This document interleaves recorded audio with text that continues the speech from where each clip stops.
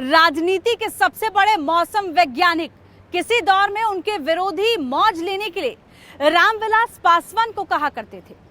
यानी सत्ता की बयार जिस ओर बही, रामविलास के समर्थन की डोर वहीं बंधी। लेकिन ये विज्ञान उनके अपने खानदान में फेल हो गया। रामविलास दुनिया से विदा क्या हुए, उनके सगे भाई ने अपने भतीजे यानी रामविलास के खिलाफ मोर्चा खोल दिया।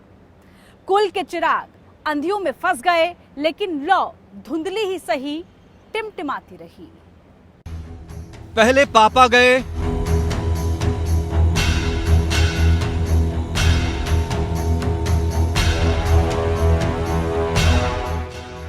फिर पार्टी भी गई।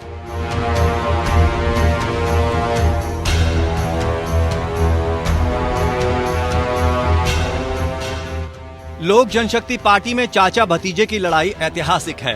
रामविलास पासवान की बनाई ये पार्टी उनके निधन के बाद उनके भाई पशुपति पारस और बेटे चिराग पासवान के बीच सियासी लड़ाई का अखाड़ा बन गई।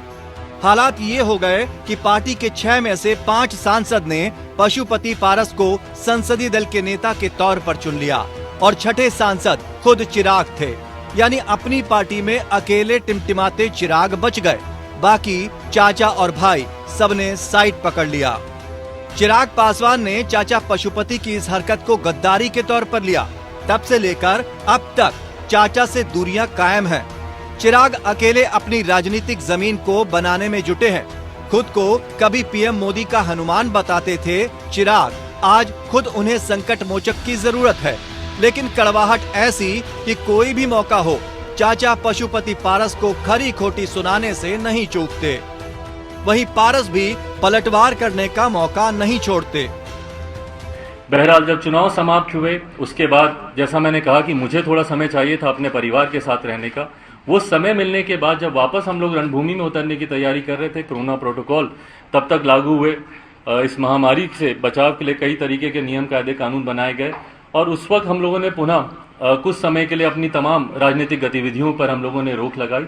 और उसके फिर तुरंत बाद मुझे टाइफाइड हुआ और संजोग ऐसा कि इस बार हालत इतनी ज़्यादा खराब हुई कि लगभग 40 दिन से ज़्यादा का समय मुझे लगा अपने आप को बेहतर स्थिति में लाने के लिए। अभी भी रिकवरिंग में ही हूँ, पूरी तरीके से रिकवर नहीं हो पाया हूँ, पर वो समय जरूर लगा। और नागालैंड का जहाँ तक सवाल है, तो वहाँ चिराग पासवान जी ने अपना उम्मीदवार दिया है और उन लोगों के द्वारा गलतफहमी पैदा किया गया है कि हम चाचा भतीजा एक।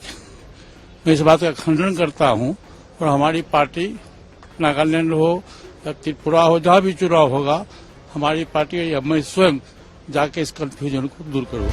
सियासत की अदावत का ये खानदानी ढंग कोई नया नहीं था, लेकिन कड़वाहट इतनी चरम पर थी कि जब पहली बार झगड़ा शुरू हुआ तो चिराग पासवान बागी हुए चाचा को मनाने उनके घर पहुंचे थे, लेकिन उन्हें अंदर दाखिल होने के लिए इंतजार करना पड़ा। पशुपति का कहना था कि चिराग के चलते असामाजिक तत्वों ने पार्टी पर कब्जा कर लिया था।